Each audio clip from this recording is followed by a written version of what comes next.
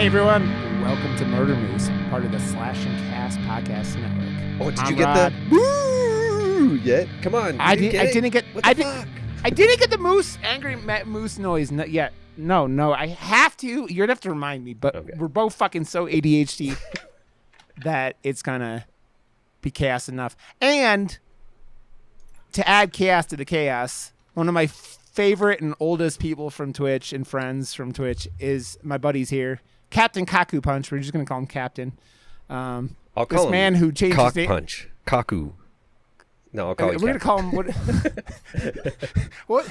What's the guy from the Cockknocker? We're gonna call him the Cockknocker from Jay and Silent Bob Strike Back. That's worse than actually saying my name for the record. Dude, I played with Jay like a few games of Fortnite the other weekend. I was like, just went onto his stream. He just plays, and I was like, oh, cool. And I played some Fortnite with Jay, and I was like, wait, what the fuck is life right now? I'm playing video games with Jay Muse. Like, what is this? This is fucking great. I mean, you never know where you're gonna be, right? Like, you never know how you're gonna end up being where you are, right? It's like there are so many people, famous people, who stream on Twitch now, right? Or stream whatever, and it's kind of crazy. Like, from porn stars to Sasha Grey. Sasha really? Grey Yeah, exactly. Just streamed the other night. Dude, she streams all the time. Her stream's big, man. She showed up in Classy Katie's chat one day, who I mod for, and like I like gifted her a sub. I'm like, this is Sasha Grey, the notorious Sasha, and she's like, I knew she was way before Twitch. She's for no apparent reason. I mean, she's been streaming from on that Twitch for a while, Soderbergh film, right? What film was she in? The Girlfriend Experience. Oh, okay. So, Captain, we've known each other for a long time. We go back to Twitch. We both were like Hearthstone maniacs. You were streaming like back. It was pretty early in Twitch, right? Like it was that was like I said, 2015. It had been around for like 4 years or something at that time. And you were notorious for like not being a troll, but being a how do I describe your gimmick? I mean, you were called Life Ruiner at the time. I'm the bad guy. I'm literally the bad guy. I'm the bad guy of Twitch. I've always been. That's my role. Yeah. I mean, you always need a freaking protagonist and an antagonist of anything. So, hey, man, do it. I kind of feel like you're like a character, like a Rob Zombie written character, but like in real life. We were talking about Rob Zombie writing the Monsters movie last week. And it's kind of like he... yeah, face palm, right? I've already hurt Captain's feelings on a level that's hard to describe. Yeah, so you used to be called Life Ruiner, and this story makes me laugh. And you were trying to get G Fuel. It was G Fuel was the main one. Right? You were trying to get them to sponsor you, and they wouldn't sponsor you because of your name. And so you switched, right? I mean, well, I have been trying this entire time to get a G Fuel sponsorship since like the dawn of time, and I've like made it to they have like little competitions or whatever. Yeah. I've made it to the next round. They know me by name, but they just won't. Oh no, I forgot. There was a step in there between Life Ruiner and CaptainKokkUpunch. His name was CaptainKokuPunch. and sponsor me. I got cock in my name. I'm sorry, that doesn't represent our brand.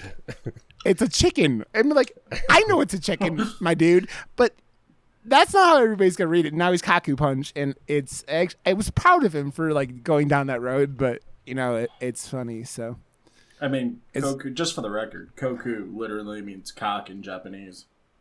I know, but you're dealing with English sponsors. You're dealing with English content creators. You're dealing with English. So the Kaku doesn't mean anything. Yeah, exactly. You're playing the game, but in a oh well, fuck you then kind of way, right? It's just 100%. Middle fingers behind your back. Yeah. Yeah, it's basically what it is. Now, Captain has been asking me to be on this podcast since I think I told him I was doing it before I was even recording anything. And this man is to describe what you told me and Josh before we started feeling about what you feel about horror movies. Well, I mean, just let me interject real quick. So I'm gonna be me, right? I can be me. Like who I am. Yes, be you. That's what I love about Okay. this podcast, man. We are all so just ourselves, and fuck everything else and all the norms or rules. There are no rules, man. We're here to have fun and be ourselves and talk about fucking movies. So please do that. You might have just opened up Pandora's box. But just don't say anything racist or really sexist or anything, and we're okay. Yeah, and we're good, right? I mean, for the record, you know me. I'm like the most anti-homophobic, anti-racist there is. Like, I've literally gotten into fistfights with people over that stuff. So, I know. I wasn't worried about it. I just said it as that's about where we go with just don't say anything hateful. We're all good. We're good. Yeah. We're all good humans. We just have opinions as well, right? Yeah. Yeah. Oh yeah. So this is the thing. Like, I have been asking Rod for so long to let me on this goddamn podcast, and he has never legitimately taken me seriously, and I am goddamn serious all of the time. So I am super excited to actually be on it. Well, okay, let's be real, Captain. I kept going, what do you want to do? And you're like, I don't know, I hate everything. And that was your response for months. And then you saw my tweet about Audition last week, and it's like, oh, I'll talk about Audition. I'm like, you're crazy love hatred of horror, where you love horror, but you hate every horror movie. I was amazed that you had seen Audition. Audition's a weird, it's one of those films that Josh hasn't seen until now. And because of its reputation, right? It's got one of those weird reputations, and when it comes to the horror community. Fuck.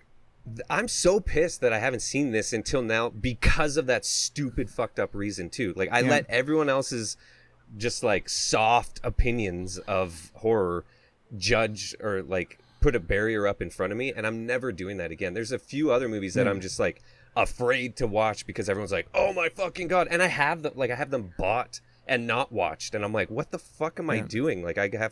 We have to get Martyrs on the list, maybe Antichrist and some of the more crazy movies that I have and still haven't watched because people are like, oh my God. And I'm just like, well, do I want that tonight? I don't know, maybe. Yeah, we're in the middle of the Japanese craze, but I think if we go into French, a lot of the really notorious horror movies out there that have a reputation for being hard to get through are French, Inside and Martyrs and shit like that. Captain, how did you let's talk about you and horror, because this is you said horror's always been your favorite genre, but you hate all horror movies. So you just been watching horror movies your entire life is what it comes down to?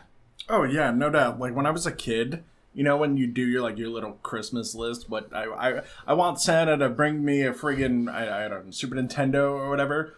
Mine was always 752 DVDs of just the most obscure horror in the world. I was 12 years old. I want the Evil Dead Collector's Edition, please. Thank you. Yeah. So I've always watched it. I just can't stand it. It's all terrible. Everybody there thinks, you know what it is I feel like every director / producer thinks that his audience is genuinely unintelligent, and they will produce anything. It doesn't matter what it is. They're like, oh, look, jump scare. Spooky, right? Yeah. And you're like, this would be spooky if I was 6 years old. Can you step it up, please? Well, that's why we we've talked about a lot of really kind of weird stuff. You talk about directors we talk about it all the time with when we talk about bad movies, right? We talked about this shit show of a movie a couple weeks ago called Slash Party, which is one of the worst movies I've ever seen. You're making me think about it again, and it's pissing me off that I even have to think about that piece of shit again, man. But I don't get that, because I'm a filmmaker, and I don't like to bash too many full productions, because I understand what goes into it and the amount of work and love and effort. Yeah. That movie can suck a fucking dick. So what is, with your opinion and how extreme, what would you say if you had to pick a favorite horror movie of all time? What would it be? Oh man, I literally know. I just went over this with somebody else the other day. And like, okay, so like having a favorite horror film, you're like, oh, I love B horror films, right? And everybody loves Evil Dead. That's always been everybody's like go-to. Yeah. Bruce Campbell's the goddamn man because he's the goddamn man. He is, obviously. Yeah. But like, I thought he was going to say I'd suck his dick. But it's Bruce Campbell. I mean, it's wrinkly and old, but man, it's Bruce Campbell. That dick's going. Oh, it's hitting tonsils, man. It's hitting tonsils. Come on. If it's as nice So, as like, his chin, man, bring it on. oh yeah, his chin is well defined. That is a man's man right there. But like, I can't think of I think the last movie that genuinely scared me was The Exorcist. That's it. I mean, How old were you? I was probably like 9 years old, but That would be why. it's a fucked up movie still. It is, but like when I saw it as an adult, like who'd been watching horror, I saw Exorcist way later than a lot of people. Yeah. That movie was cool and like well done, but it wasn't scary. Like the movie didn't scare me at all because of like when I saw it. That's like contextually what a horror movie is, and like when you see it, and like a lot of elements like that can mean like shit, man. We talk about Blair Witch all the time. Blair Witch, because of Josh and I both saw it opening weekend. I don't know. I was like 12 when I saw it too, or 13 maybe. I don't. When did they fucking come out? Yeah, I think that's about the 99. Time. Yeah, 99. Yeah. And that was like right before the internet was really a big thing. But they did the first viral marketing campaign with it. And my buddy and I, who have collaborated on a bunch of films together and stuff, we were fucking convinced that they did this because found footage wasn't a thing until Blair Witch 2. So it was like, holy shit, this is a new subgenre of horror. They did it so well, and then they piled it on with the viral campaign. I thought they fucking died, and I was like, what did we just watch, man? Like, oh my God, how is this in theaters? So like, it was a whole nother level. They stacked it, and like, if you felt like that type of terror from Exorcist, like, then I totally believe you. Like, it was done in a way Exorcist was, where they were taking it seriously, and movies up to that point really didn't do, I don't know, like the overly serious tone with the church and all that type of stuff. Like, no one really like took that much care and attention to be like, no, let's make this like haunting. Yeah. Do you count Jaws as a horror? Oh yeah. Oh yeah. So then Jaws would be my go-to. That is the alpha omega for scariest film I've ever seen.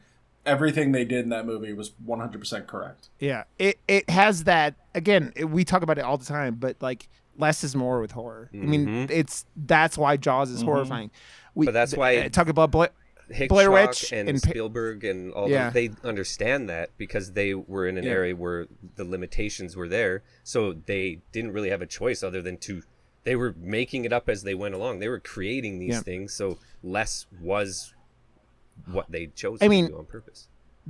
A lot of what happened with Jaws is because the animatronic shark was broken, and that's like why they were forced to do it. It's the same reason why Michael Myers is what he is in the original Halloween, right? They didn't have a lot of time, so he was in the shadows. They didn't have any budget, so there's no blood in Halloween. I think the first kill, he was going to do that score or that well too, and like that just like when you had, I don't know, Carpenter, he knew he had something because he hadn't done anything, and he was like, this is John Carpenter's Halloween. He knew he had fucking lightning in a bottle. Do you like John Carpenter then, Captain? Is it like, what's your opinion on John Carpenter? So like, I mean, as far as it goes, it was like groundbreaking. The sequels were garbage. The sequels that they've created off of his original works are garbage. However, the originals were like revolutionary for what it was. I mean, I'm not a Michael Myers fan. I'm not a Halloween fan. I've always, I think the entire slasher thing is cliche and it's boring.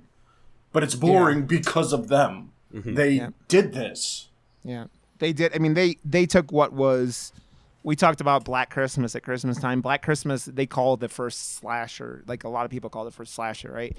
And he took that formula and like made it way more brutal, and that never-ending fear of what was like this unstoppable killing force, right? It's like And you're right. I mean, the '80s really drowned the slasher effect into the ground, right? Like they slashers for every holiday, slashers for this and that. And I still like slashers, but I will never claim that slashers like. I think because I didn't get to see a lot of slashers as a kid, like my parents kept me with like I don't know why I saw what I saw as a kid. Like my parents showed me Alien and Die Hard and shit like that when I was little, and Alien's still my favorite movie to this day because of that. Because but like whatever your influence is as a kid, like I saw Terminator really young, and like Nightmare on Elm Street, like, and I'm obsessed with Freddy Krueger and Nightmare on Elm Street now because of that. Like those are the movies that genuinely terrified me as a kid because I saw it too early, and I'm like, now I'm like, give it all to me, right? It was funny because I remember being a kid and never seeing Nightmare on Elm Street. Like this is probably like 10 or whatever, you know, and never seen Nightmare or a Friday the 13th movie. And I'm like, Jason's not scary because I was like, oh, he's just a, you know, big goofy dude with a machete.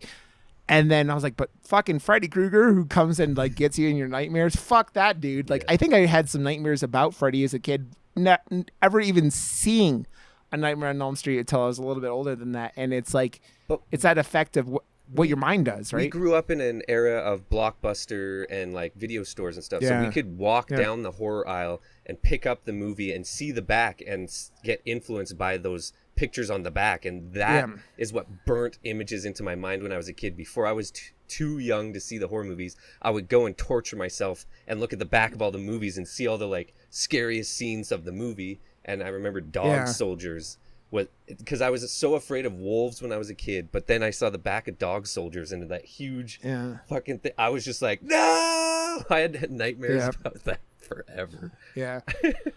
It's funny. One of the things we've been obsessed with, Captain, since we like did it, is Psycho Gorman, and this is the nicest thing I've ever heard about Captain say about a horror movie.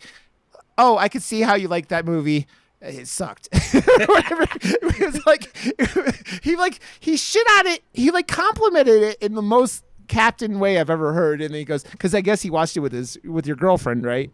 And it's I think that you probably don't like things that bring comedy into horror. It seems like, Captain.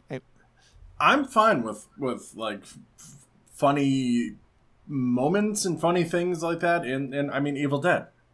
They did like the uncanny, like, we're gonna eat your soul thing. You know what I mean? And it was funny. It's funny because it's ridiculous. It was unintentionally funny though, but then they embraced it for the second one. Like they didn't mean to make number one as funny as it was. It was because of the fucking budget, and they were new filmmakers, right? That was a lot of what that was.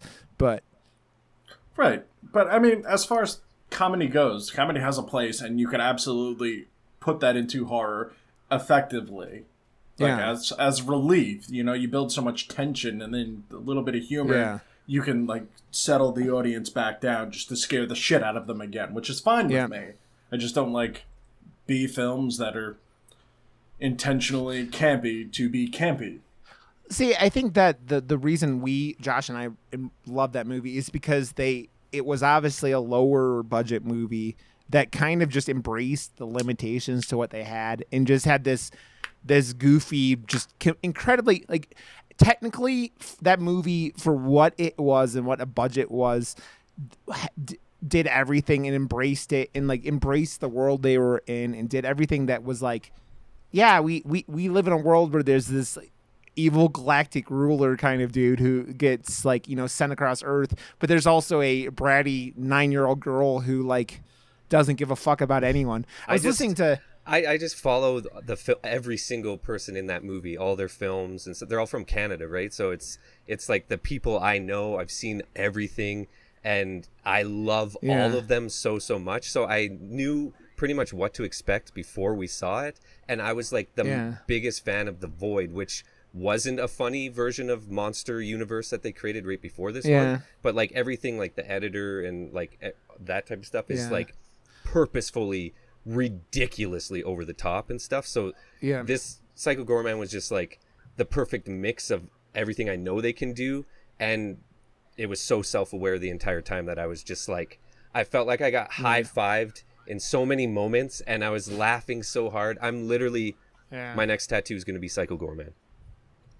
We're talking about. I'm talking about getting a murder moose with a Psycho Gorman for the as a new logo. How about because Psycho it's been such Gorman riding a moose?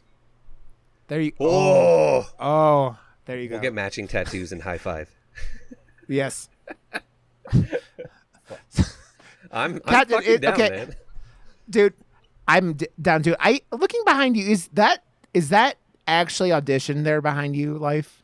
I mean, Captain, like the red thing. What is that? No, that's Dr. Disrespect. Come on. Oh, okay. Yeah, totally. It looks like a needle. Totally I looks see like it the now. needle. It looks like the thing she puts on at the end of the movie, which is hot, by the way. Yeah, the man, the myth, the legend. The man, the myth, the legend. Dr. Disrespect. He's very that's signed, by the way. That's actually signed by him. All right, so you're on Twitch and stuff. I gotta ask this because I watched him all the time on Twitch, but since he moved to YouTube, I haven't fucking tuned in once. I cannot watch live streams on YouTube. It's just a weird thing that I have. How about you? It's actually it's so much better now. His production quality is like 10 times what it was. I don't know what it is. I don't know what happened while he was gone. Was he just updating his studio and stuff and updating all his equipment while probably, I assume, because he was gone for 6 months or something like that. Well, his ban was probably because of Mixer. To be honest with you, he was like, "Yo, Mixer offered me 10 million," and Twitch was like, "Shit, well, I guess here's 11 million." And then when Mixer collapsed, they were like, "Oh, hey, remember that 11 million we gave you?" Fuck off. That's when they cut it. Yeah. Yeah, he's that guy is. I mean, I see why. His thing is very he's very much like the villain kind of character, like you, right? That's why I see why you're completely into him. But yeah, he does it on a whole nother level than anyone else, though. Like he is. Oh, dude, He's so good. He puts his production into all that shit. So, okay. Let's before we go dive into this. Have you guys been watching anything else lately? Have you seen anything over the weekend or in the last? So, what was that movie we saw on Shudder? The pandemic movie where they're all over Skype and shit. Host, yeah. So I saw a movie that pretty much ripped off that concept completely, but then put in the comedy aspect on top of it, and actually did a pretty decent job of it. And I was like, this is the exact same movie as Host, but just not as gritty or so it was like Host was fucking metal with its kills and stuff like that. I didn't think they were gonna go that hardcore, and I loved Host for that. But then this one brings in a bunch of kind of actors that you've seen before, and it's like, wait, where's that chick from? And that's Cal Penn is in this, and the movie's called Untitled Horror Film or something like that. Yeah, but it's actually pretty fucking decent film, man. So check it out on my. That's interesting. Yeah, you can check it out, Rod. Yeah. You know where it is. What about you, Captain? You seen anything good lately? I saw it was horrendous. It was haunted mansion during World War II. They have to defend from the Nazis, but it's haunted by Afghani gypsies, and then it was literally one of the worst films I've ever seen. It ended in the future, and they were like, "Oh, you were in a simulation because you had your legs blown off in Afghanistan." And they were like, "Well, then what the hell was the ghosts?" And he's like, "What are you talking about, ghosts? We didn't put ghosts in there." And he's like, "Oh God, I have to go back in and save my friends who are still in the simulation." And I was like, I just wasted 2 hours of my life. That reminds me of, I watched this movie called Castle Freaks, which was, I think I have it on Blu-ray, and it was like that. It was all these weird monsters in this castle and some European. Oh my God, it was so terrible, so bad. Why is there so many there? I mean, it's a reoccurring theme now with horror, right? The bad horror. it's mostly B horror, but Nazis doing stuff. There was a movie that I watched on Shudder a couple months ago that was these allies find this abandoned Nazi boat because their boat sank. That was a pretty good movie. That was a pretty good movie. It wasn't too bad. Funny. Yeah, but they got on board, and the Nazis had been moving like vampires around, and they were very like bat vampires. That was like probably the most interesting take. They looked like bats, like at least especially like the lead one. It was all right, like it was entertaining. Like we talked about this before, Jazz. Like I don't know if anything like Shudder has put their name on is unwatchable. Like they put like Life. You're talking about like I keep calling you Life, Captain. You talk about all this stuff like with what bad horror like. That's the thing I do enjoy about horror, that usually even with bad horror it's watchable. Mm-hmm. Not all the time, right? There's a lot of really just shit unwatchable horror, but I think the people who make horror are just so often in love with the movies, right? With the genre, that they put their all into it, and it doesn't always turn out well, but it's usually at least entertaining. For sure. Like horror is like one of those genres that it has fandom. Like I could see like maybe comedy and like people aspiring to be like comedians or something like that, and that's like another genre. But like, well, I guess musicals and dance stuff would definitely have that as well. But like horror just has such a huge, wide range of people that are like, we wear it on our bodies and stuff. Like it's fandom, right? Like our collections are exclusively horror and stuff. Like I don't know. It's a weird thing. Yeah. So like you're specifically talking about indie filmmakers though. Those are the types of guys who are like, this is my life's passion. When you talk about like overproduced, like was it Dark Castle or Dark Horse or something like that? The ones that originally made like Jeepers Creepers type stuff. The overprocessed horror that was intentionally trying to be good but was bad. Yeah. Like those you can't get very passionate about those.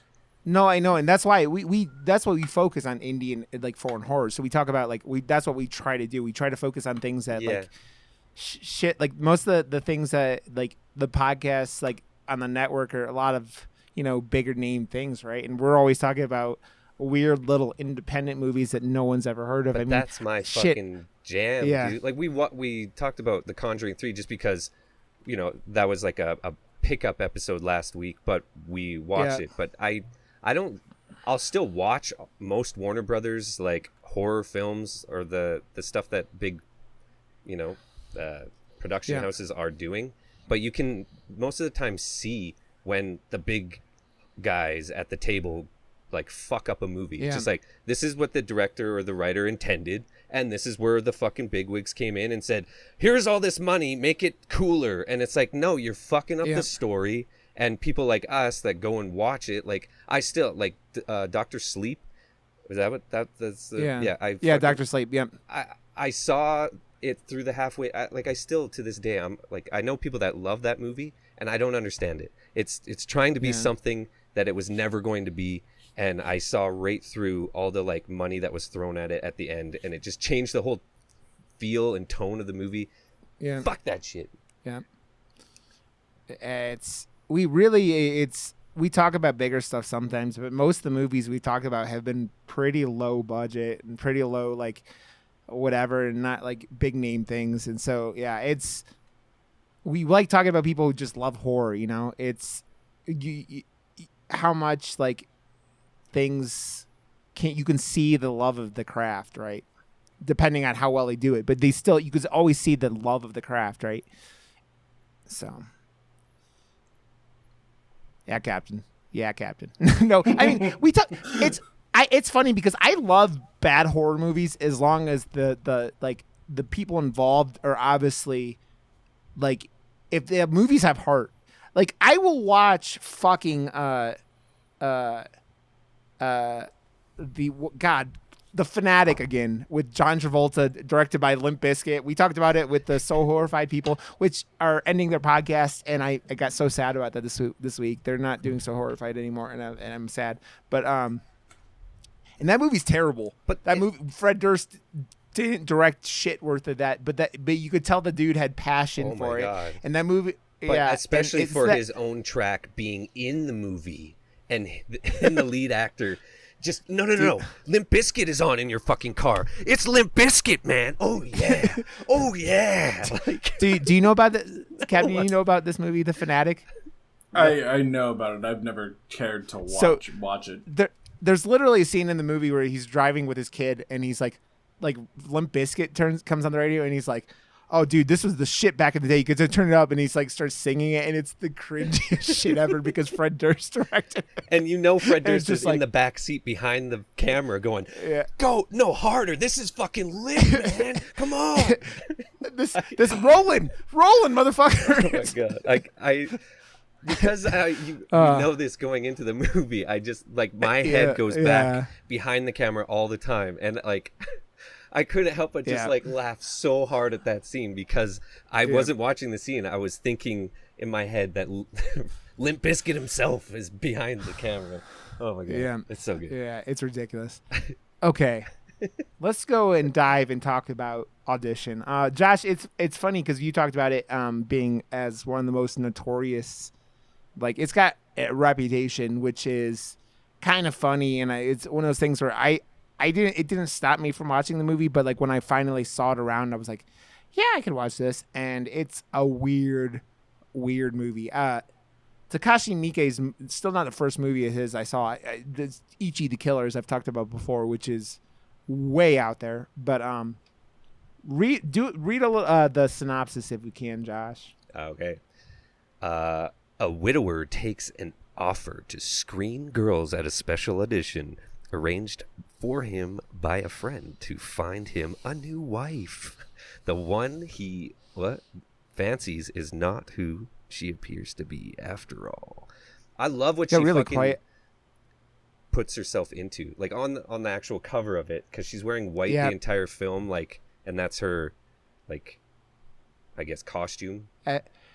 I think the lesson from this movie is pussy will drive men crazy, and that like you will miss obvious signs that something's not wrong. This motherfucker, we're gonna spoil this shit because this movie is literally 22 years old at this point. But that old now? Oh my god! Hey, this came out the same year as Blair Witch. Yeah, this dude had how many signs in this movie to avoid this woman? And still wanted to get his dick wet. How did he see that tongue and fingers though? Like it was like he was there. Like so that's the thing about this movie that I wanted to question you guys, and this has been like the second or third time I've watched this movie. All the scenes with her in her house had to have been in this dude's head, right? Because like when he passes out at the very end, he sees stuff that he hasn't seen before. Yeah, and it's her, and there's no way contextually because we don't follow her. We don't really. It's unless they're just showing you this shit to question like why this is happening or how to show you how fucked up this woman really is. What do you think, Captain? I don't. I mean, there's literally a scene where she's being like subservient and waiting by the phone for all eternity or whatever. There's no possible way that actually. Yeah, happened. He pictured her being a subservient, good girl waiting for his call. Yeah. Yeah. Because that contextual stuff, because you kind of think that it's real and happening for most of the movie, but where it gets to that point where you go, wait a minute, is at the very end. The very end, she drugs the dude. And then all those visuals start coming and smashing together into one scene. And to be honest, Asian films or Japanese film, I think it's more Japanese than other Asian cultures do that dream sequence smashing together and things coming from other times in the movie into one scene. They do it so fucking well. Like I've tried to like come up with something like that in my head or try and storyboard something. It's always done so. I'm trying to think of another film, but this I think now holds the fucking cake for like just dream sequences coming together and like that guy in the wheelchair all of a sudden being in the back room and then he's like jerking like just the weird creepy shit but just piling it up. Fuck, this was like that. It's worth the wait. Like this is just a really good like romantic drama for a long time, like you said. Yeah. But it sets up the story and sets up his like his need for pussy, I guess, so bad that he's just willing to go through fucking hell to get it, I guess. How I describe this to people who haven't seen this movie, I go, it's a romantic comedy for 90% of the movie and turns into torture porn for the last 10%. And it's a little oversimplified because it's really not a romantic comedy. It's really, like you said, a romantic like drama, like with these like fucking hints. Like you get these little pieces of like you're in a drama that and then like Michael Myers is in the background, like he's gonna say inside like that, but you get these hints that bad things are happening, but they don't ever. They're like, oh no, we're gonna just keep giving you little pings of what this is.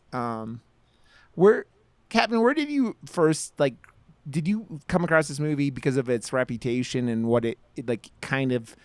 It has like some really like famous like the cover / the poster for this movie has been like a pretty like notorious thing in the horror scene for like 20 years at this point since the movie came out, right? So how did you first come across this? So like the her in the butcher's outfit is like an iconic scene that is. Yep. If you say it, people can picture that in their head, no problem. That's literally what this is. It summarizes it really well. Yeah. But I found that on like early 2000s internet, when you're just getting into something, you're like, scariest horror movies, type that in and X Jeeves. Okay? Yeah. And it's like, it'll give you a top 10 list, and you're like, oh, these were all really tame. So then you were like, well, I'm a badass. I'm 13. I can handle this fucked up horror movies. Yes. And it's literally always on like the top, if not the top 5, the top 10 most fucked up horror movies of like all existence. And I saw that, and I got it at like 13 years old, and that was it. So I want to know, because we both watched it as adults, like, does it like not like. Because 13-year-old boys are like as horny as this old dude in this movie. Are you like, you kind of understand? You're like, oh, I understand. Like this guy just kind of wants to get laid. Like I kind of, it's like it's that weird thing where it's like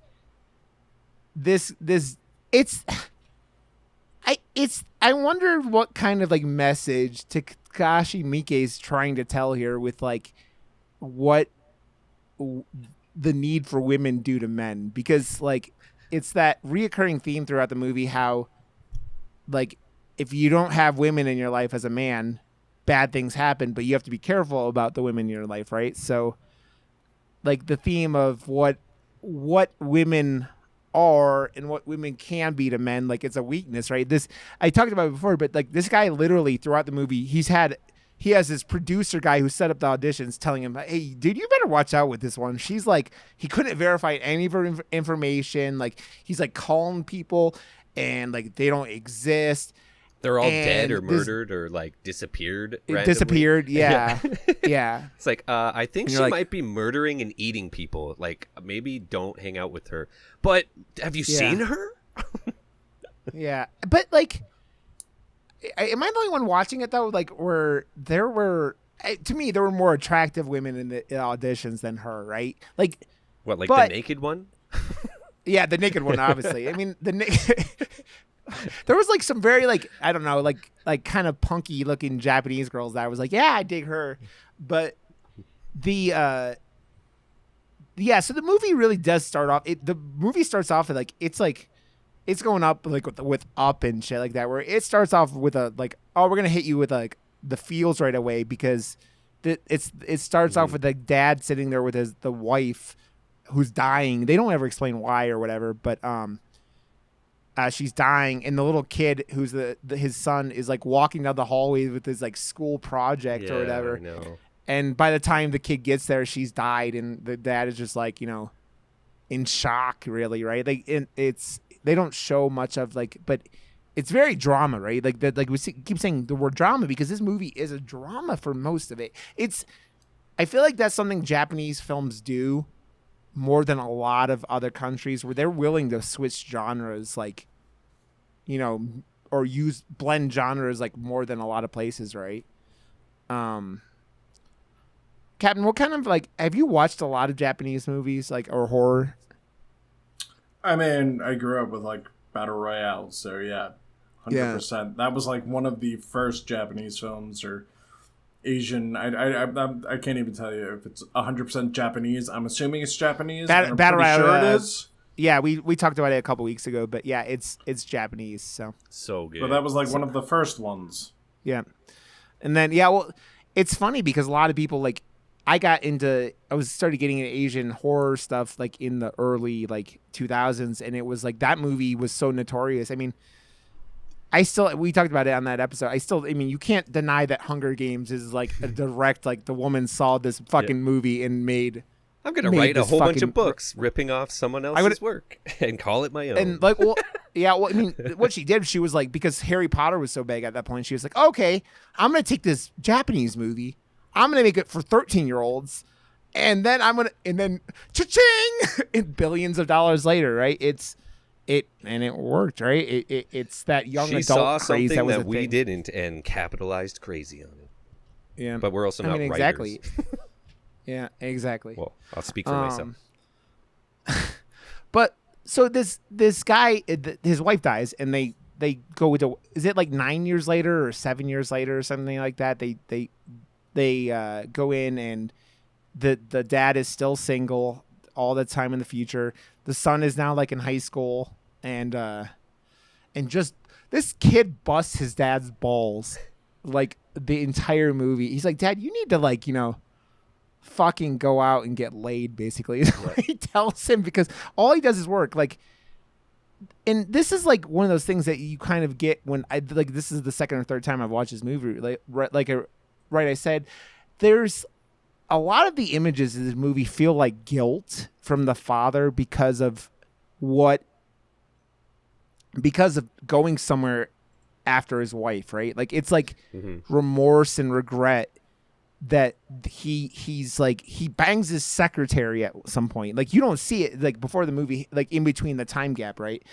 And because you see later on in the movie, you see her in his like dream sequences at the end of the movie, and she's like, but you said you would love me and I thought it would lead to more. And so you could tell that this guy is like had his breaks of weakness with like being a guy. Like, it's that reoccurring theme of what being a man and how your weakness is women, or in this case, and what it can do to you, right? And that's why I think more and more a lot of this stuff was inside this guy's head because of what happened and his wife died. Like, you see, he goes out on a date with this girl later on in the movie, and then like they flash it back in the dream sequences at the end, and his like wife was there with the kid. I think it's like it's the kid, but when she died, not like the kid when he's like in high school in the rest of the movie. Also, the biggest loss for sympathy for the crazy bitch is when she kills the poor beagle. What was his name? God, what was that goddamn beagle's name? But the beagle was the coolest character in the movie, and she kills the beagle for no reason, and I don't know why. Wasn't his name like Gang or something? Or something like that. Yeah. It was interesting. The worst part of the movie was where the guy with 3 fingers missing was drinking the bowl of puke. Like, that was fucked, man. Like, that's when everything. Yeah, but we don't even know if that happened. Well, I know, but we still had to watch it.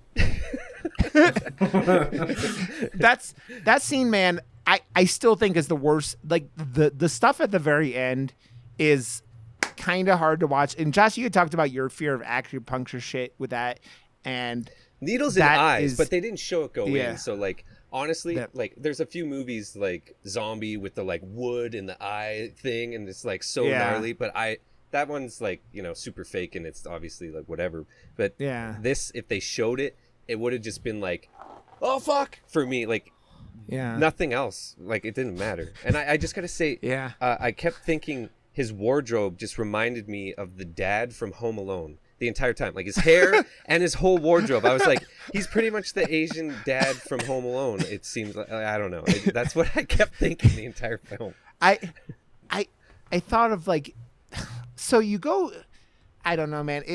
It's like the Japanese culture like is still, I think smoking is way more prevalent in Asia than it is here to this day. But like, the main two characters in the movie, like, or the main character and then like his producer friend are like chain smoking the entire movie, and you're like, man, this was a different time. Like, we don't see people smoking in movies anymore, especially like good guys, quote unquote. But I love watching old movies and just seeing like people smoking on airplanes and shit, and you're just, or like in a hospital. It's like, what?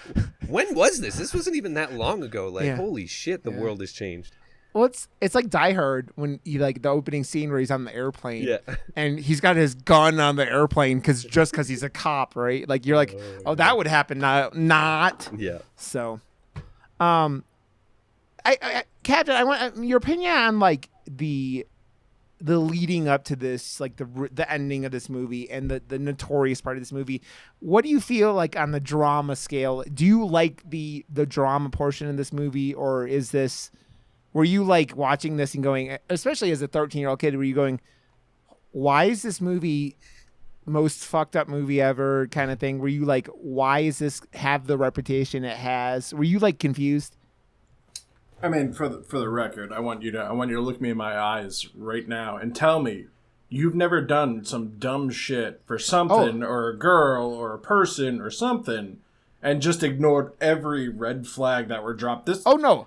They could have, a gun could have fallen out of her lap band and you'd be like, oh, you dropped something. Hang on, let me get that for you. Like, oh no, we've all been there. Dude, that's what I was saying. I was trying to say that, like, this is showing what when you got fucking cum building up in your balls, you're like, gotta get it out, gotta drain the balls. It's like especially the movie like Teeth. Didn't some people like kind of know she might have something? And they're like, I'll take my chances.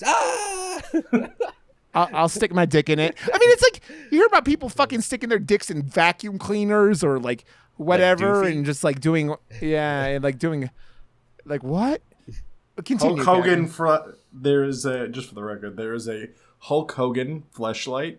So, I mean, if you wanted to Google that, you're free to it. But somebody at some point stuck their wiener in one of those things. So anything goes in this world right now. Somebody put their fucking dick in it in the like just like, oh, I'm gonna fuck Hulk. Is it his mouth or is it like look like his head? I really want to know. Like after this, it's got the Fu Manchu. Oh man! You're like it's got like a bleached blonde mustache hanging off. I like my boner to have memes. Like what? Okay, memes just get me off, man.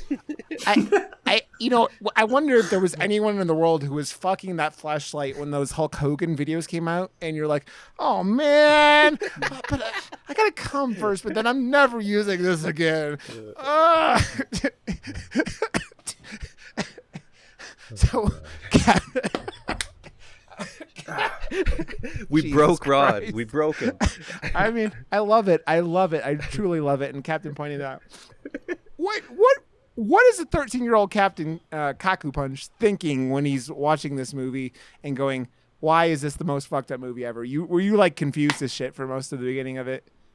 I mean, for the record, at 13, I'm pretty sure I don't even know that I had any conscious thoughts, like ever, at any point. I think I woke up at like 22 years old and was like, wow, this has been 22 years of nothing. I got nothing going on up there, and I'm finally awake because I swear to God, I saw that movie, and I'm not a big subtitle fan. That's just that it takes me out when I have to sit there and read like a goddamn book. And not pay attention to what's going on. It takes me out. But I watched it and was like, that movie was excellent. Yeah. Just fucking spectacular. 5 stars. That's pretty cool, man.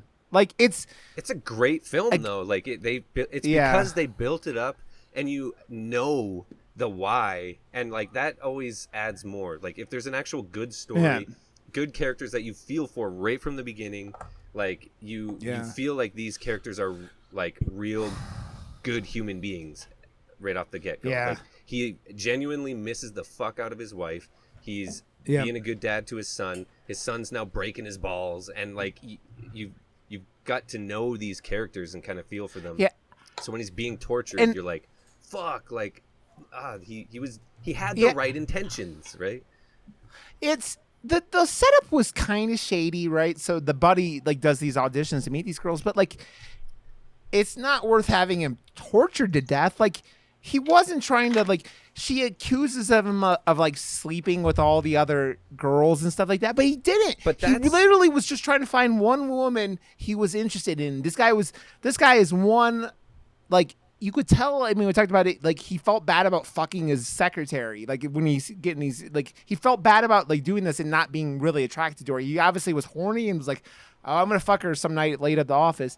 And he was looking for a wife. He wasn't looking for a booty call. He wasn't looking to use women. He was it wasn't completely honest, but it's like that whole thing of like, what will guys do to get laid? Like Captain said, like, what, you will act different. You will act not completely yourself. You will act a completely different person if you think it will get you laid at times, especially like. But this chick, and this guy, like, this is a preconceived thing in her head. It's just to get to that eventual point with the person, so she can put on her torture gear and get to work, because that's all she's about, because of her torture when she her was fucked a kid. up childhood. So now she sees all men like that, and she's out to destroy anyone that comes into her world. Her world is now closed off, and that's why when he went, did he ever meet, do you think he met the guy in the wheelchair? Because who knows? I think he met the guy in the wheelchair. I think the guy in the wheelchair, because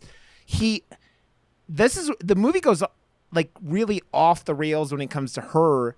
Is they sleep together like 3/4 of the way through, right? And then she disappears. Like, he falls asleep after they bang, like, and you go, how much of this actually happened? Because you have these thoughts later on, like, or they showing like, he's a little off after they bang, and I think she doesn't, like, she thinks that he just used her for sex, but like, I think it's just because he's like, it's regret and guilt because of his wife. Like, it's the whole, like, he was so in love with this woman that, like, now it comes down that he does like this girl, but like, it's like regret and guilt for it happening, because he never wanted to be with anyone else, I don't think, right? Like, he wanted to spend the rest of his life with this woman, and she died.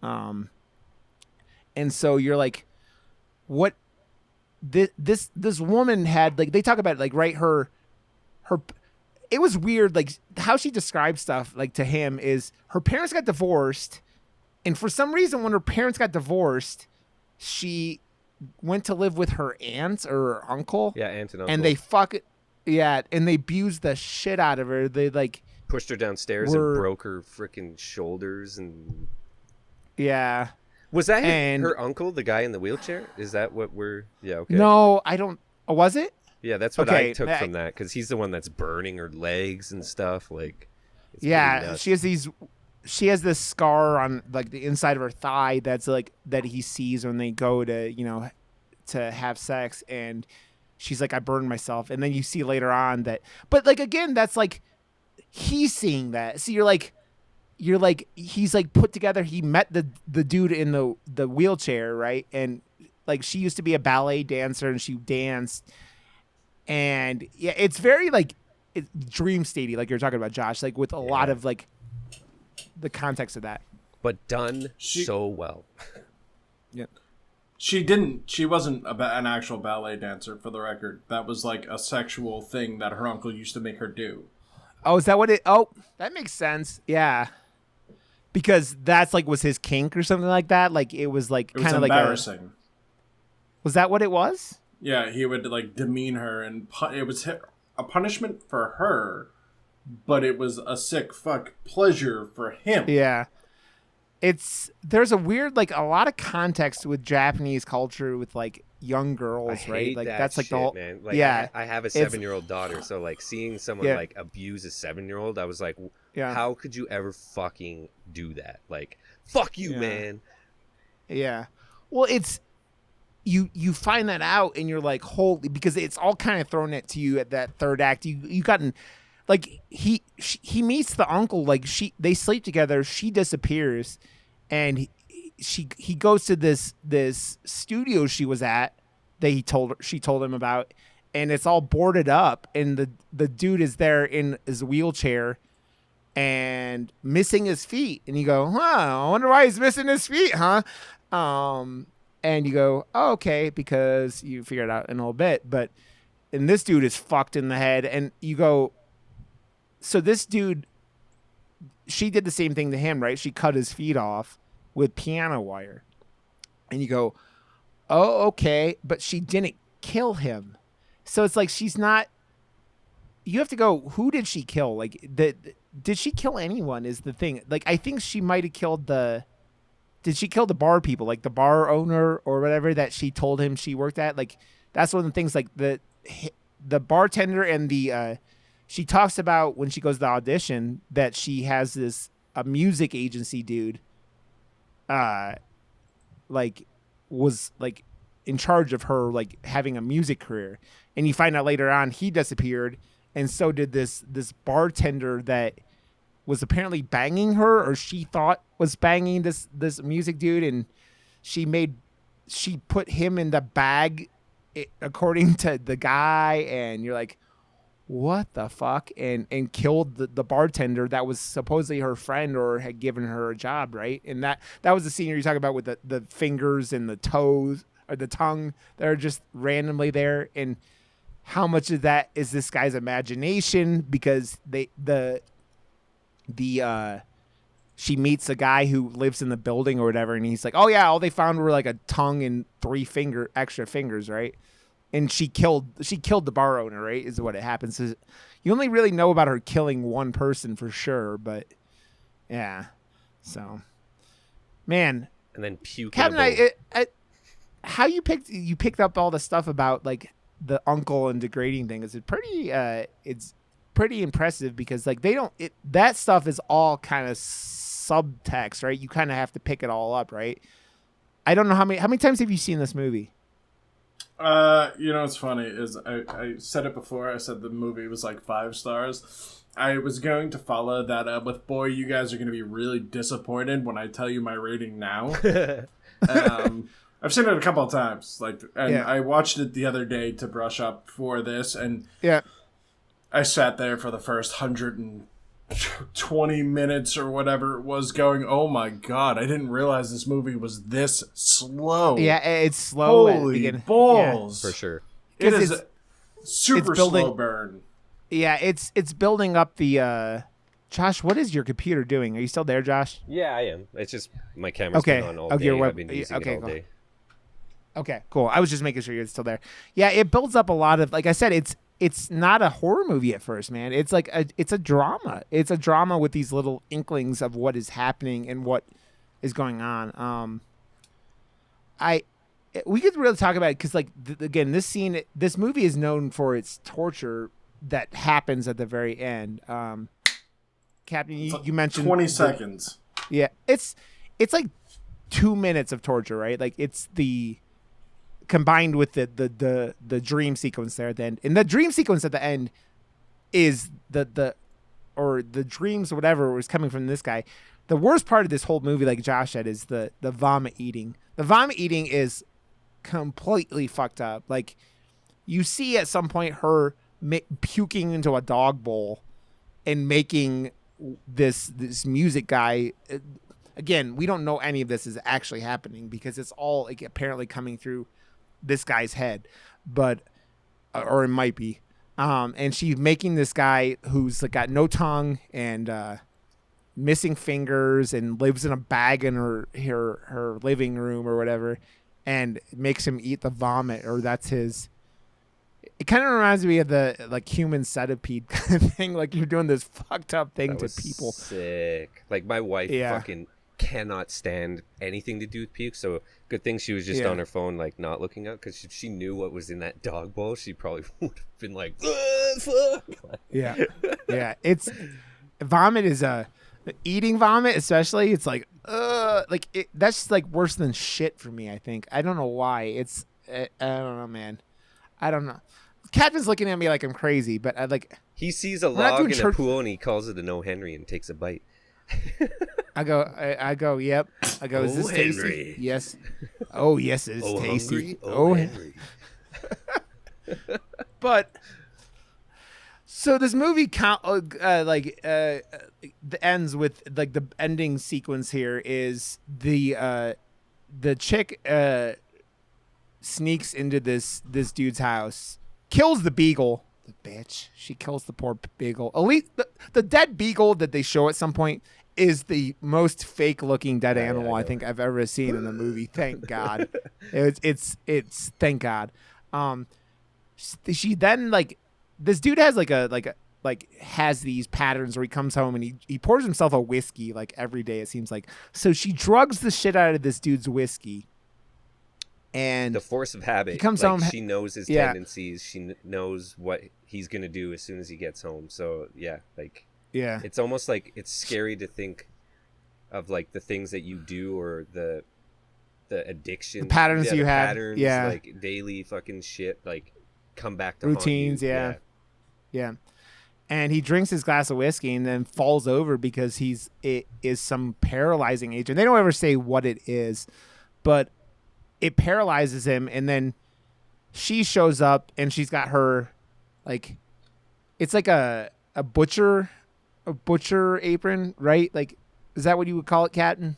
Is a butcher apron? Yeah. It's a butcher's apron. Yeah. And you know what? When someone puts on a butcher's apron, they're going to do something that's going to get messy because it's that like leathery, like plastic kind of thing. Just a that sex like, outfit, man. Come on. And she's like, Captain's got his butcher apron, and that's why he likes this movie. And she comes over and like puts out a tarp on the ground. You're like, oh no, this is not gonna go well. And she puts him on it and does it really smartly. Like she just like she you can see this woman has fucked with people's with bodies before. She knows how to move like dead weight and shit. Which is so sexy, man. This is a Yeah. romantic drama. And when she starts, no, I'm just kidding. Oh my gosh, when she starts giving him, she starts lubing it up. She gets a bottle of something and fills up a syringe, which is on the cover. And then we get the cover shot and the poster shot of her holding this syringe in this apron, and she injects him into his tongue, which is also a kind of you ever cut your tongue or whatever? That shit fucking kills. It doesn't feel good, one, and it bleeds. Like your tongue, like any part of your head you cut. How many times have you started bleeding from your head, Captain? I know you've gotten into a lot of fist fights, so. I have like a giant scar across my head that went like, you can't see it. It's too bright. Yeah. But it cut down to the bone. Like my skull was showing through my fucking head. I bled like a stuck pig, to be honest with you. I watched. You ever watch? Vice has a series of documentaries called the Dark Side of the Ring about wrestling and stuff like that. And there's one about this. There's this guy from, I think he's from New York. His name is Nick Gage, and they just put this out in like the last month. And he's like, the guy is like a notorious deathmatch wrestler. Man, you got some scars on your head, dude.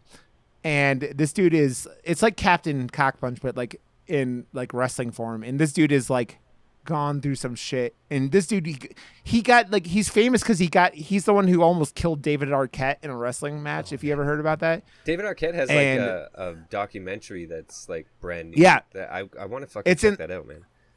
It's in that documentary. So nice. The whole wrestling match where this guy almost fucking like he stabbed him in the neck and almost like, because David Arquette freaked out. But it's that in that I was just thinking about, we was watching it and these guys are just slamming light tubes on each other's heads and shit like that. And it's like, it's crazy violent. Like this dude went through a whole lot of shit, and it's crazy that the dude is still doing it. To this day, he's like 41.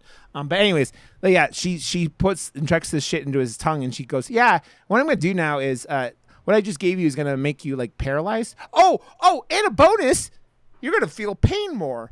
And then she starts fucking fucking feel everything. And I gotta say, yeah. the deeper thing she was doing is one of the creepiest and best like transition sounds from the dream world back to the real world I've ever heard in a movie. Like it was like it was just creepy on a whole nother level, but it was also like hypnotizing and mesmerizing all at the same time, because like I like, because it was in Japanese, it was like almost like a song she was doing, like Yeah. I totally forget. I'll butcher it, but like just that deeper. Oh man, Yeah. I loved it. How she's it's all in Japanese as she's doing it. It's like, and it's like this sweet, innocent sounding thing, but you know what she's doing at the same time. Oh my You're god, like, it was haunting. oh, and she's like putting him in his stomach, all over his stomach, and this dude is like, he can't scream or anything, but he's like squirming because he's in so much fucking agony. And then you talk about like she starts putting him under his eyeballs, and like the first time you see it, you don't know that she's not putting him in his eyeballs, and you're like, oh, because the eyeball thing is just like, I don't like putting shit in eyeballs either, man. And you're like, it was because it's kind of fucking done. Yeah, it's horrifying because we talk about it, you just talked about too, Captain. Like this movie is like a romantic drama for like the whole part of it, and it's like you just get hints of horrible up until the very end when she knocks him out and you start seeing these dream sequences, and you're like, fuck. So like when he first calls her and she trips over that bag and it goes like that was enough to like, because there's a lot, like he said, it's fucking drawn out, it's a slow ass burn. And I was feeling the same way. I was like, I have heard so many things about this, and I was starting to get ADD about it. Like, I still liked the characters, but I was like, I need something that tells me this is a fucking horror movie. And then that happened, pretty much like the halfway point. I was like, okay, that's enough to like keep me on board for this journey of where this is kind of be taken type thing. And then that's brought back in these sequences as well. Yeah, and that's like the thing. That's what I was talking about. Like, how that's much the of this is bag real? that he's on top of. That's not. Yeah. So then it would be turned into the sack type thing that she can then carry him away back to her place or whatever, right? So like in context, like how does he see that in his head, or was that just a flash forward to like I don't know. I always felt like it was like the second time I felt like it was all like guilt inside of his own head and then projecting onto her, but some of it's like because of it's like he built this story in his head because of all the pieces of information he found out after she disappeared, right? And with like what the other producer guy had showed him, and then it gets really, really fucked up because he's got all these needles in him and he's like squirming, and she pulls out this piano wire and wraps it around his ankle a bunch of times and then starts going.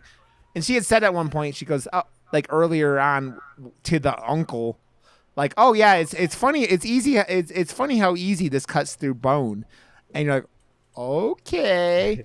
And then she saws his foot off, just like, it's amazingly easy. You're like, she's not lying. And probably the funniest part of this movie, and then it's like she gets his one foot off and just tosses it against the window. I love how casually, like how it was filmed, though, because like the way they blocked it and had the real foot in front added to the like. That's why they cut to that other angle so they could show a real foot again. Because I saw only for like a split second that, you know, I look overly into horrific scenes to see the glue. And like it was blocked and edited so well, so you felt like it was really happening and all that stuff. And that's when my wife like looked up from her phone when it was just on her face, and she's like, like doing the saw. She's like, "Holy fuck, that's gnarly!" I'm like, "Hell yeah, this is dope."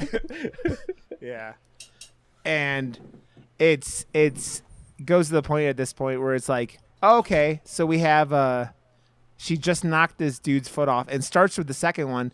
And like when the guy got home, he got a voicemail that his son was out for the evening. Mm-hmm. And at this point, the son comes home and he's like, "Oh, what did he say? The power went out." He's like, "No, he said the power went out." One of his friends got really sick, and they had to go get an ambulance to come and get him. Yeah. So then they're just like, "Okay, I just came home because I was a little too crazy." Yeah, and he walks into the living room and he's like, "What the fuck?" Because his dad's knocked out there on the floor, missing a foot.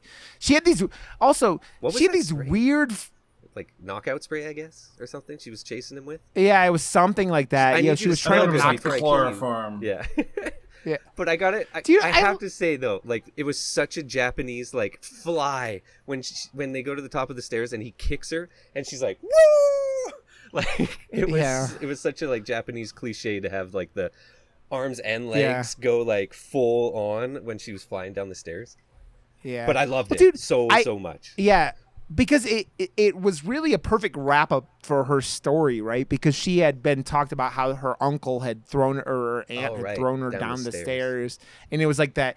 Like that had fucked her up as a kid, and now she's this fucked up adult, and that's how her story ends because of it. And because the son, she chases the son because after trying to knock him out, and then he runs upstairs and she chases him and he kicks her, and she flies down the stairs, breaks her neck, and then starts talking to the dad after after her neck is broken and she's obviously dead. And it's like it's that thing that's a reoccurring theme with this movie where you have to figure out what's going on in this guy's head and what is really happening, right? Because he's the one seeing her talking to him again, you know? And she's like, I really did love you. And like all this stuff. It's like, what the fuck? So Captain, how do you still feel about this, you're talking about how it was slower and it's that slow burn to get here. What do you think about this last, like the climax of this film, the sequence here with all the notorious, violence, or what this movie is kind of known for? It's funny because it felt like such a letdown. Like you ever have a birthday and you really want something, you have like this in your head, you're like, this is what I want, this is the gift that I want, and if I don't get this gift that I want, well, this is the shittiest fucking birthday I've ever had in my life. That's what it felt like. It felt like it gave you a present, you opened it, and it was like, you wanted Power Rangers, well, you got Power Fighters, and it's from CBS instead of friggin' Bandai, and you're like, this is not at all what I wanted. You tried. I see you tried, but you're a horrible failure, and you let me down. Honestly, that's kind of how like it felt. That reminds me of well, I don't know what year Twister came out, but that year for my birthday, that's the only thing I asked for was Twister on VHS, and I went through the whole birthday and got like wicked. I think I got like a BMX bike that year or something. I was like, definitely wanted that as well. But I was just like, but where the fuck is Twister? Like, why is this happening to me? I just wanted Twister. And then like my mom's friend, who I hadn't seen in a long time, just like randomly comes into my birthday party. Hey, Josh, and hands me Twister and goes, bye. And then I never saw her again in my life. She just, like, I'm not even joking. She stopped being friends with my mom or something, but came out of nowhere and was like the savior of my birthday and gave me Twister. And like, it sounds like her and your mom had a fallout, but like she'd already bought you the present, so she was like, "Here, you little fuck." It's the F5. It's the thumb of God. I love that. I still love that movie, man. It's so bonkers, but it's so good too.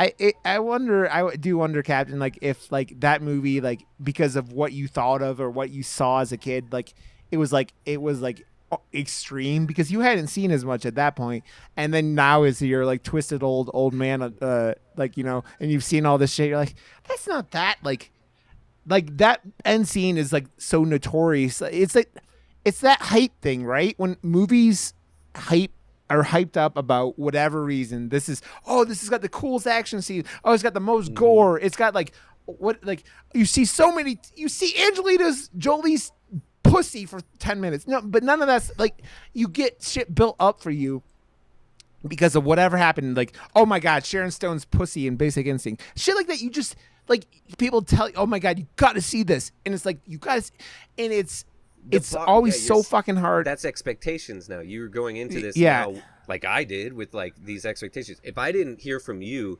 oh, by the way, 90% of it is fucking not horror whatsoever, I would have been like, okay, well now what the fuck bar is this? Has been put to a normal expectation level on this, instead of like me going in being like, this is going to be so gnarly. I would have been so let down. Yeah. It's a movie that's the problem that, like, I think because this movie became such a thing in Japan and then it translated over to America, I think a lot of people who might have been more like, film snobby, because it's that whole thing where watching subtitles, like you were talking about, Captain, not everyone can do that. Like, people lose attention, especially nowadays when you have cell phones and everything other way to like entertain yourself. And but back then it's like, oh, like this, like I can't think of an American movie that had torture in it, like at this point. And this is before, I mean, real torture that like gets drawn out, right? And then like this is before the whole torture phase happened over here in America with like Hostel and like even Saw, like when Saw happened and all that shit. And you like, so this level of like, I'm going to come in and like just like throw this ultra violence at you, regardless of how long in the movie it is. It was a pretty like, you know, new thing, right? Like we talked about Battle Royale, and you saw Captain as like the first like Japanese movie you watched was Battle Royale. That movie it's got violence in it, but it's kind of like cartoony violence, right? It's kind of like it's kind of got that like Kill Bill violence that like Quentin Tarantino uses later on, because he's really emulating Asian cinema with like Kill Bill. And it's that kind of thing where you go, oh, okay, this is like Ring You and like Grudge and stuff. Like those are the ones that I was more introduced to, the actual Japanese ones. But because those are the ones that they started doing American remakes of, right? Like not around this time, right? Yeah. Because that was like the early 2000s at the Ring and all that stuff. And then that became a craze that lasted for 5 or 6 years until I think the Call or whatever that fucking movie was called, like really shit tanked all the Asian horror remakes, right? And so now like you see we had the other Ring that came out at the beginning of 2020 that wasn't very good, I guess. I still haven't seen it, but like that the translation of that you mean The Grudge? Is really, or The Grudge, sorry, The Grudge, but Japan has had like the Ring versus the Grudge movies that came out at some point and shit. And have you ever seen House? That is a fucking great Japanese horror movie. I would love to talk about that at some point. The 70s movie, which is just fucking wacky as shit. I got to see it in theaters, man. Like it was like a special showing at some theater in my city, and like, do you know that is a fun movie. Do you know what we're talking about, Captain? The bunch of schoolgirls go to this old it was a 70s movie, and they go into this old Japanese mansion, and it's like a cartoon in real life, almost like cat. Like things are like flying heads are going around and people are getting eaten by pianos and shit like that. It's all, I've never even seen it, but it's so notorious for being off the wall wacky. Yeah. So I just think that this level of violence was very like new to America, like when that kind of like extreme torture. And regardless of like, I think our sensitivities now have been you talk about it, Captain, you're like talk about how like you were expecting way more again, but you've seen all this shit, man. You've talked about how you've seen more fucked up shit all the time, right? And that's kind of what it is, and that's what hype does. And that's why if you go into this movie thinking you're gonna get this fucking bloodbath, you're not. What's the most fucked up movie you've seen? I want to know. Mine? No, Mr. Cat. Oh, Captain? I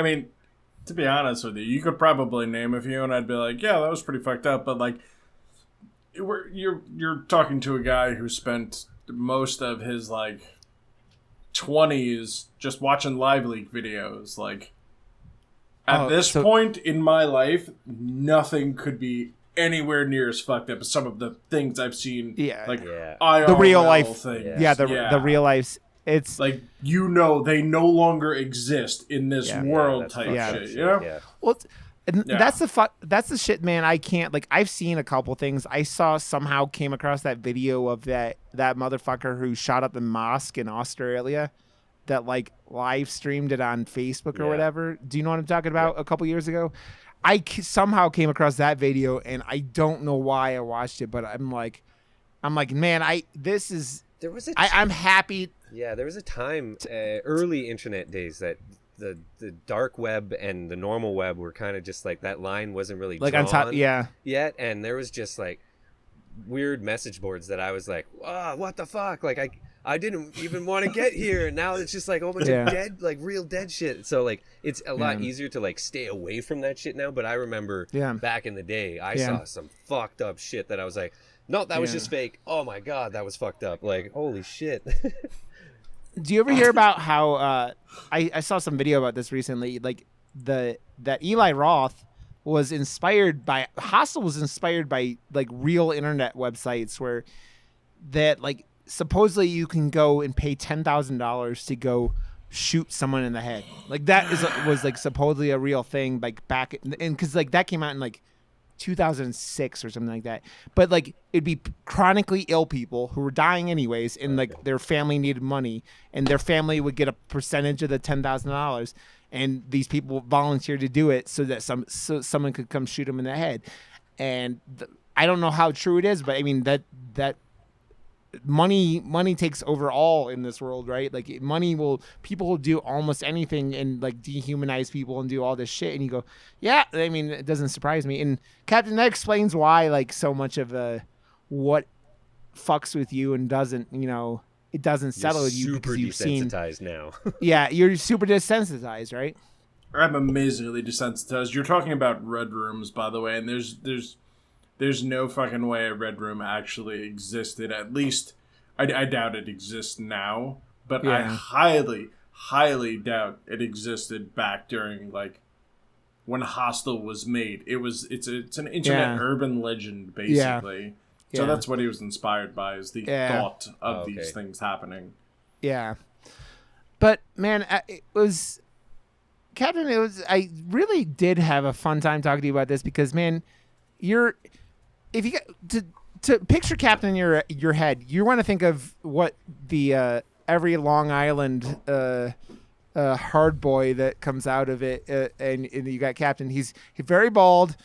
He's got a nice old beard. He's got knuckle tattoos.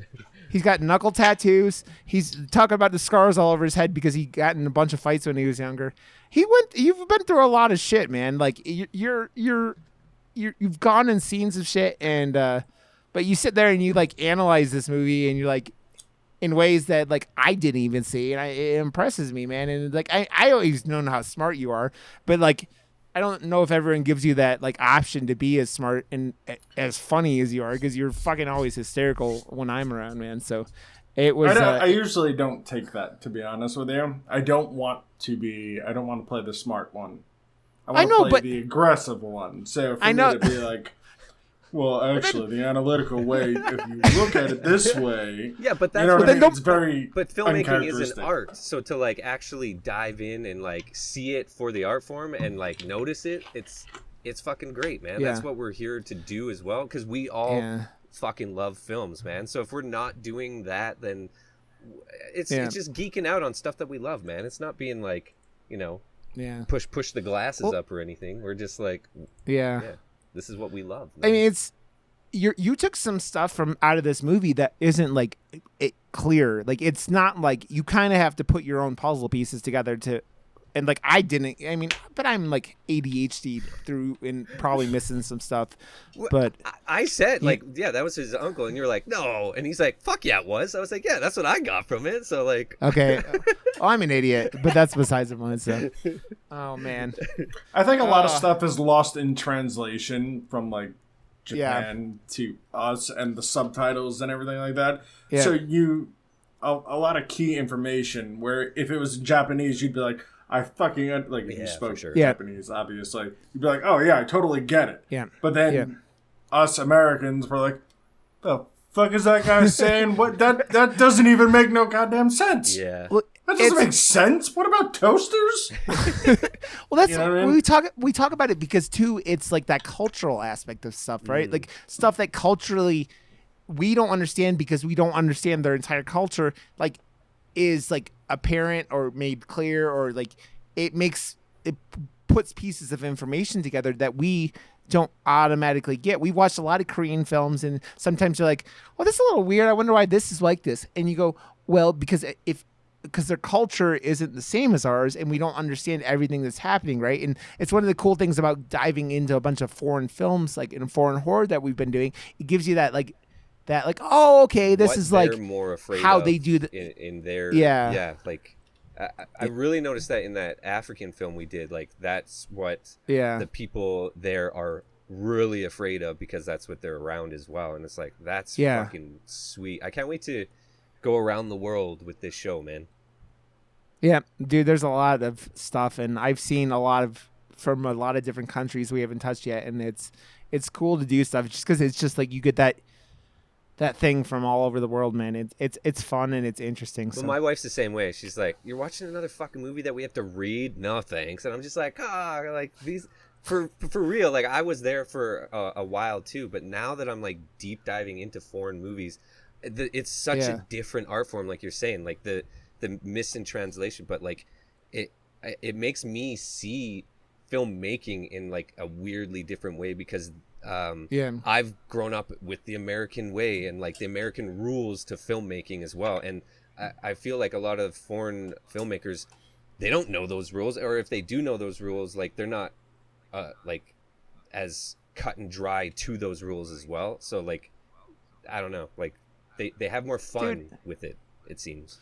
Takashi Miike, he fucking directs like 4 or 5 movies a year, man. Like I was just looking at his IMDb. It's fucking crazy. He has 110 all credits straight to his to name. DVD. Well, I don't know what happens. It comes out in theaters in Japan, but like the guy is notorious, right? Like, are they all direct to video? That's what he's known for. That's like he's a cult classic. Yeah. He literally like set the record in Japan for most direct to video, direct to home DVD or whatever the hell it is. Yeah. Direct to, never once hitting the box office. Weird. Which is funny, man, because like that guy has had like so many things he directed 13 cross over to here and stuff like that was remade and I don't know. 13 Assassins is one of like his biggest like cultural movies that have hit over here, and like Audition has made the biggest thing, but like 13 Assassins got a lot of credit when it came, or got a lot of attention when it came out. And if you've never seen it, 13 Assassins is a fucking dope movie. It's like a dope samurai movie. So he's done a lot of cool stuff. Like he did an Ace, like he's done a lot of video game movies too, like in like anime movies. He's done stuff like, where was it, like JoJo's Bizarre Adventure, like, which is an anime that's been going around in Japan forever, stuff like that. And like, yeah, like, did he do Ace Detective, or where the fuck is that called? The Phoenix Wright or something like that. He's done a lot of crazy shit, but yeah, the guy is a notorious filmmaker. The guy does so many movies, and yeah, it's a lot of stuff. And I don't know, man, like, what you're saying, Captain, it means it sounds like he doesn't get taken serious in Japan, but like in America, like he does. He's very that Itachi, whatever, Ichi the Killer. Yeah. That was like his like glow up. He made that movie, and people were like, "Hey, who was that? What was that? Okay. What was that?" And then he made like Audition, and they were like, "Oh my God, he's actually really good at what he does." Yeah. But it never changed the fact that a lot, I'm not going to say all of his movies, but like 90% of his movies were just direct to video. Yeah. They're still okay movies. Like, they're good movies, and they were successful. Yeah. But it's just how it was. Yeah.